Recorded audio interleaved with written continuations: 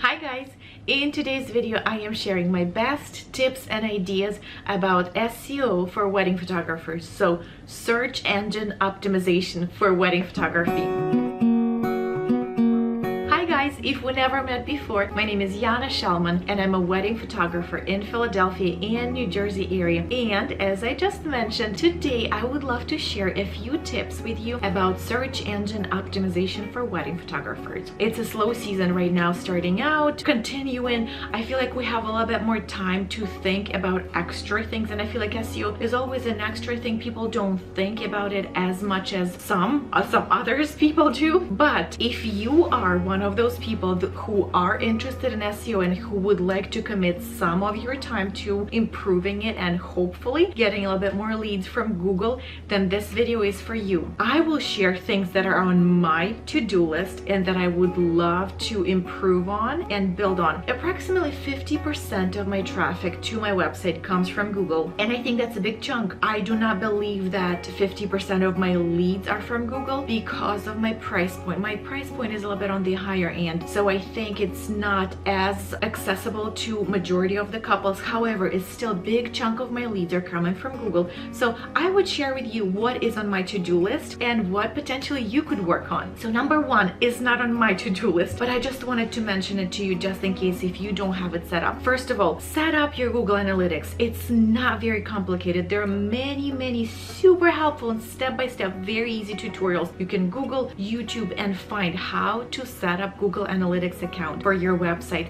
It is very helpful because then you will have a better idea how many visitors do come to your website. Is it 3? Is it 500? A month? A year? What is going on? Which pages people visit? It does not help your SEO, but based on your Google Analytics, you can see how well your SEO is performing. So it's basically like analytics. It's not a SEO tool, but it shows you what is happening on your website. Number two actually would be SEO related, because this is to submit your website to Google and Bing. Bing, I'm sure you know, you've heard about it, another search engine. It's not very difficult to do, and I'm not going to go into detail in this video. If you would want me to, let me know in the comments below and I will create a tutorial as well, but I'm pretty sure there are many tutorials about that as well. It's just if you Google how to submit your website to Google or Bing, it will show up and you will be able to do this, because that actually lets the search engine know, hey, there is a website out here, would you like to look at it? And then Google and Bing comes, crawls it.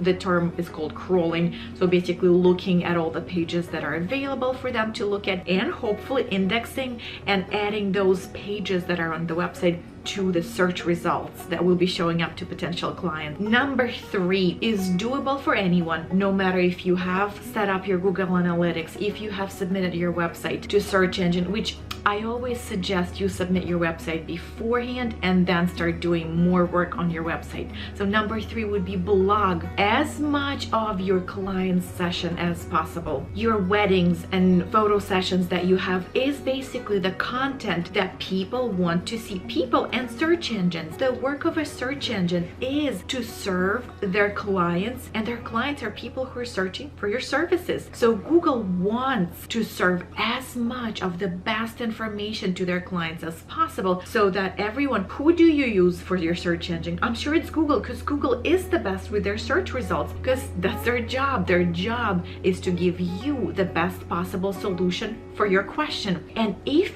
you answer the question for the searcher, are you dark and moody photographer? Are you light and airy New Jersey wedding photographer who specializes in beach weddings in this particular venue? Why don't you talk about it? Why don't you create a blog post about this beautiful, your favorite wedding out there? Don't say it was your favorite wedding, because your other client might be like, wait, my wedding was not their favorite. But seriously, talk about your wedding days or photo sessions or whatever you're blogging. Collect all of the images that you want people to find, name them for whatever they will be searching for, and just talk about the day, about the details, about the style that you were applying, about some of your techniques, and that is all. That is the best thing that you can give Google to consume and for your potential clients to find. Number four would be to blog educational materials for your clients. Again, blogging is a big part of search engine optimization because it's the new content, and search engines love love content. They want to have more things to share with their clients. Again, with the searchers, whoever is searching for things.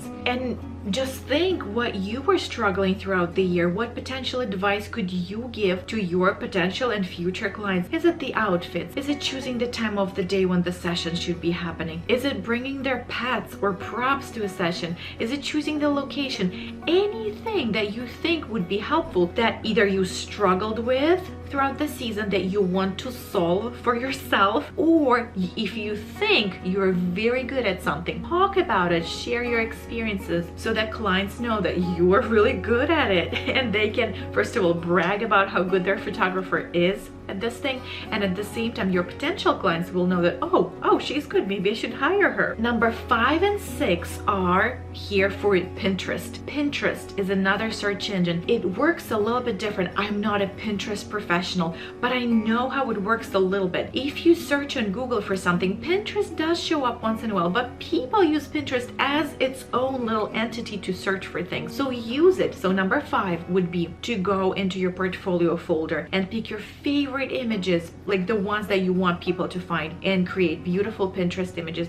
Most of the cases people say that verticals are the best practice. Combine a few of them together in a layout, or just share single vertical images so that people can find them. Name them for whatever you want people to find them. If you're like New Jersey, Alabama, whatever state you're in, maybe venue name, maybe location name, maybe describe a little bit of your style, describe that pin, and then number 6, pin those images to a particular folder, to a particular group of images so they could be found. Number 7 is probably on everyone's to-do list, but I wanted to give you a little bit more detail. That is updating your portfolio. You have shot for the whole year, you have so much more images that you want to share, and you need to update your portfolio, because I am 100% sure that your style has evolved just a little bit because you are changing as a human being, so that your photography style is changing as well. So make sure that your website reflects that and that people know what to expect a little bit more from you. And the little twist, whenever you are updating your images, make sure to name them again, not just image underscore 123 or IMG underscore 001. Make sure to give them the proper name, whatever venue that was, whatever location that was. Give them the name and then upload them to your website, because the names of the images are actually searchable, and you will basically kill 2 birds at the same time. You will be able to also update your work, and you're showcasing your new fresh work to your clients, as well as work on your improved SEO. And then the last and 8th point is to update as many website pages as you possibly can. Either it's your home page or your pricing page or your about me page. Again, make sure to use those images from your portfolio folder with a good naming on your website. And again, you're going to give a facelift to your whole website with fresh look, as well as adding those keywords within your website. I hope this video was helpful to you guys. Those are exactly the things that I will be working on my website. Maybe a few extra things like a little bit deeper and more complex that require a little bit more time. But if you have any other questions about SEO, please leave me a comment below this video or message me on social media, and I would love to answer your question.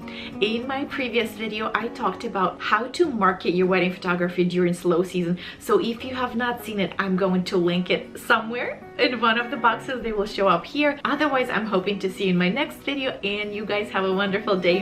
Bye bye.